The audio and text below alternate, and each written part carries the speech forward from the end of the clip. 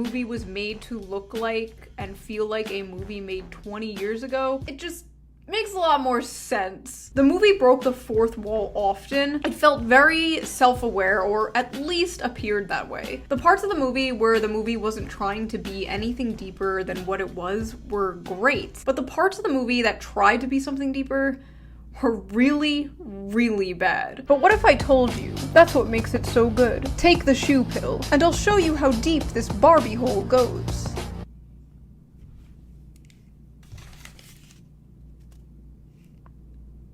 Barbie hole? Now, before I pop off, before I put on my, 2016 shoe on head hat, let's make one thing perfectly clear. Barbie was always about female empowerment. I was absolutely expecting a girl power movie. Like, it's Barbie. If you were expecting anything else, then you're a fool. But I wasn't expecting the type of politics that were in this movie. The politics, at least on like a surface level, were very 2014. That is like the only way that I could describe it. The most tired, lib shit, corpo, Tumblr, male tears ass. It had everything, it had catcalling, it had mansplaining, it had patriarchy. Oh god, did it have patriarchy. The type of shit that's like, if women were in positions of power, everything would be better. And it's like, the whole military-industrial complex is run by women. Italy just elected a far-right female prime minister. A shit ton of people in our government are women. How's that all working out? The film opens up with a reference to 2001: Space Odyssey. Little girls are seen playing with baby dolls as the narrator tells us about how before Barbie, all little girls got to pretend to be were mothers and nothing else, until a giant Barbie appears and they smash their dolls. Now, keep the intro in mind, cause we'll get back to that. Barbie World is depicted as what I like to call a dystopian utopia. Barbie essentially lives in a pink hell world. Every day is exactly the same. Everyone is perfect. They feel no pain. They do not age. They have no need for food or drinks or real showers. They party every night, wake up, and do it all again. The vibe is very much Stepford Wives, The Neighborhood from Edward Scissorhands, and that one episode of Black Mirror. The Kens are just completely cucked and subservient to the Barbies. They just exist in the shadow of the Barbies. Just an entire subclass of simps, just like you guys. Barbie World is completely run by women. President Barbie, Dr. Barbie, Astronaut Barbie, and then there's Ken. I'm just Ken. And according to the movie, Ken only has a good day if Barbie notices him. Oh, and there's also trans Barbie, which I didn't even know she was trans at first. They never made it clear if she was trans Barbie, or like the actress was just trans and she was just like a normal Barbie. I think the actress was just trans and she was just playing a regular Barbie, which is cool and makes sense because like, what the fuck would even be the point of transitioning if you're always gonna be stuck playing a trans character? All the Barbies do all day, every day is like, look pretty, compliment each other, give each other awards. It all just feels very fake and, well, plastic. At one point, the movie makes a point about how Mattel discontinued a pregnant Barbie and how they just want to ignore her and pretend she never existed. Don't look at her. Don't look at Midge. Look at all the doctors and astronauts. Look at all the girl bosses. Look over there. It was almost like the movie was making a point, but I don't know. In Barbie World, Barbie starts to have an existential crisis because she notices she has cellulite and flat feet and starts to have thoughts about death. She finds out this is happening because the girl who is playing with her in real life is sad, so she has to go to the real world and make that girl happy. So in the real world, Barbie is immediately sexualized and catcalled, and she even gets sexually assaulted at one point. But Ken, coming from a world where he didn't get any attention and was constantly fighting for any kind of attention, was loving the attention. Ask any man the last time a stranger complimented them. Men remember like every single compliment they've ever received in their lives. I know the men watching this, there's always that one compliment that sticks out in your mind.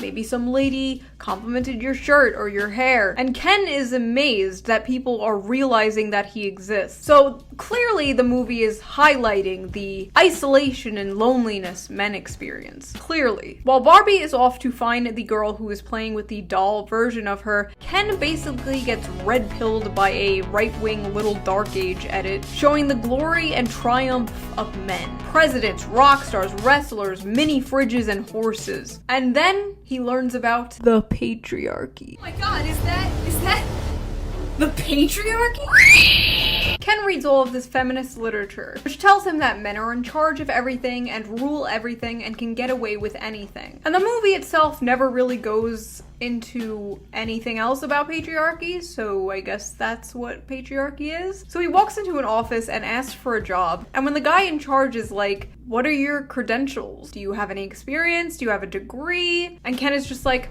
well, I'm a man, shouldn't that be enough? So clearly, the movie was showing how ridiculous the idea of patriarchy is. Clearly, Ken decides to bring patriarchy back to his fellow Ken, to free his fellow brethren from the Longhouse. Meanwhile, Barbie meets the girl who is supposedly playing with her. She receives a lecture from the teenage girl about how Barbie has ruined the world and actually is fascist. You get like this full lecture right in the middle of the film.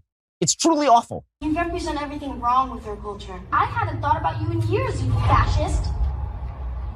This scene could have came right out of a Daily Wire skit. The little girl wasn't being depicted as the good guy here. She was being depicted as rude and ruthless and cruel for no reason, compared to happy, bubbly Barbie. The little girl is hyper woke. She calls Barbie, the main character, a fascist, and makes Barbie cry. There's also a scene where the little girl says, look, it's that nutcase woman, referring to Barbie, and then the little girl's like, oh, sorry, I mean reality challenged woman. Which shows again, clearly the character is supposed to be like, woke and a joke. They eventually find out it's the little girl's mom who is playing with Barbie, and the mom is depressed. And honestly, every scene the little girl and the mom was in just fucking sucked. Like, it just became a different movie every single time they were on screen, and that movie sucked. I didn't really feel much empathy for them. It's implied they had a strained relationship through like a couple of flashbacks, but that's about it. It wasn't done very well, and like I didn't really care about this. I just found myself wanting to see what the Kens were up to. So Ken establishes the patriarchy in Barbie world,